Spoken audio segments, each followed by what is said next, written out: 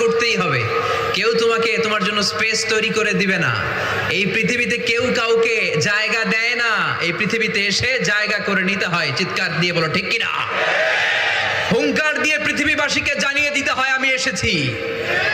মায়ের পেট থেকে যখন আমরা বেরোই আমরা কি বলি?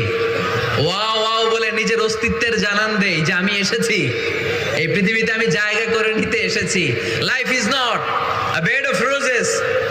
এই পৃথিবী ফুলের বিছানো সজ্জা নয়। এখানে কষ্ট করতে হবে, পরিশ্রম করতে হবে, ঘাম ঝরাতে হবে।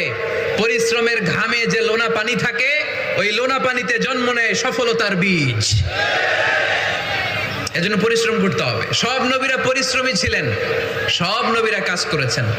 সূরা জুমার এই 10 নম্বর আয়াতে আল্লাহ তাআলা আমাদেরকে মোটিভেট করে শিখাতে চেয়েছেন যে স্বাবলম্বী হও, নিজের পায়ে দাঁড়াও, কাজের